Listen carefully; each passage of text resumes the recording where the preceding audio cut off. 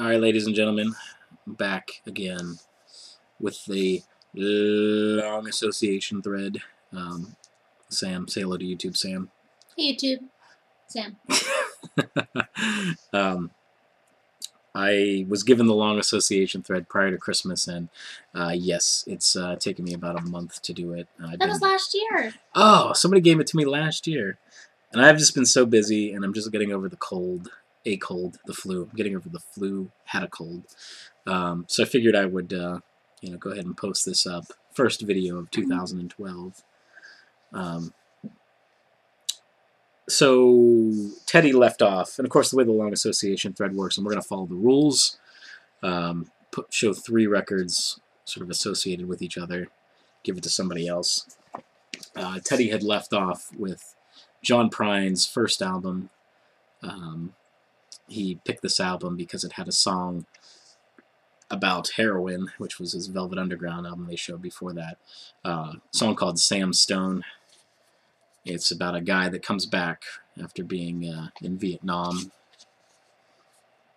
And don't get me talking about Vietnam. I just wanted to say, let Saigons be bygones, as Kinky Friedman would say. But anyhow, I showed this album, and I'm going to go ahead and connect it with one of my favorite artists of all time, and spent a lot of time obsessing over this man.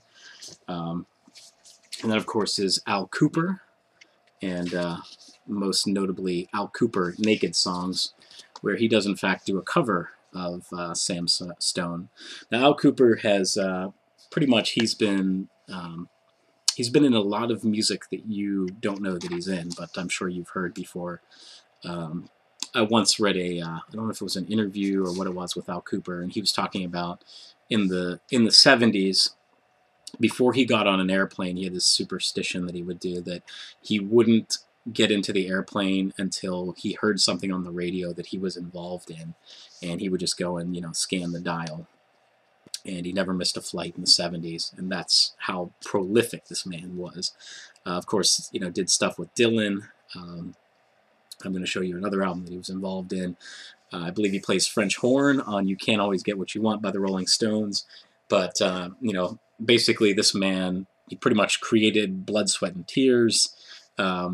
He's been around, and if you go to his website, I think he shows his resume, which will just make you weep after you figure out all the stuff that he was involved in. But, again, does a cover of Sam Stone on Naked Songs, and I believe, I was just entering this on Discogs the other day, I think it's 74, I want to say, I'm not sure offhand, but, so, we move from Al Kooper Naked Songs to a band that Al Kooper was in, and I'm going to show this album specifically because this takes us to the 3rd step, but this is the Blues Project, Reunion in Central Park. Now, the Blues Project was a band that Al Kooper was involved in, featured Danny Kalb, Steve Katz. Steve Katz went on to be in the first couple albums of Blood, Sweat, and Tears. Also Andy Kohlberg, who went on to be in a band called Sea Train. Just a really great band. Their discography is definitely worth checking out. But this one happens to be released on Sounds of the South, which I believe is a record label, Al Kooper's personal record label. So, and one of the first bands that Al Kooper happened to sign and or have stuff put out was Lynyrd Skynyrd. And Lynyrd Skynyrd, their first 2 albums, I believe, The Second Helping and then also pronounced Lynyrd Skynyrd, were released, the original copies were released on Sounds of the South. This happens to be the only Lynyrd Skynyrd that I currently have in my collection because, around here at the Aftermath household, we're big Skynyrd fans. So, funny story about Lynyrd Skynyrd. When I used to work at the record store, Lynyrd Skynyrd is really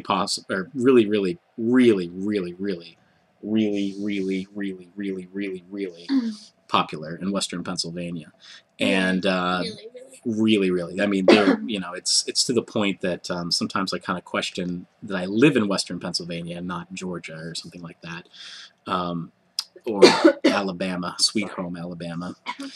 So I was working at the record store, this guy went over to the CDs and was like, looking, obviously he was in the S section, and he was like, "You guys don't have any Skynyrd albums," and I was like, "Yes, we do, sir. They're under Lynyrd Skynyrd." So it was one of my favorite things from the record store. You all right? Yeah.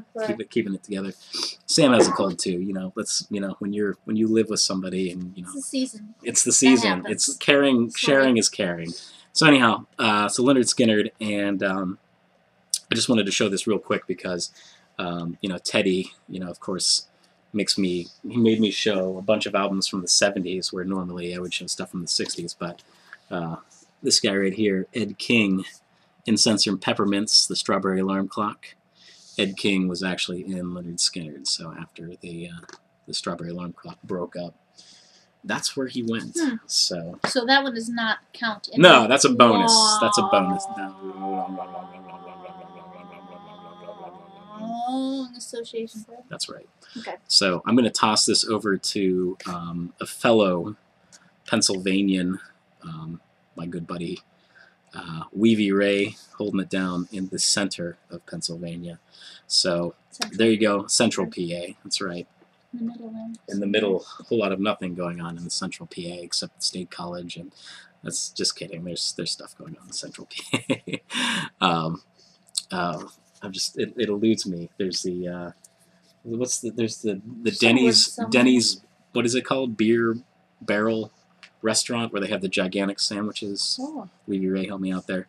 Anyhow, Lynyrd Skynyrd, there you go, tossing off the long association thread. So thank you for your time, and Happy New Year, Happy everybody. New Year. Yeah, Woo! we're going to do a vinyl finds, I think, right after this, and kind of give you a little bit of update on things that are going on. So we'll see y'all in a little bit.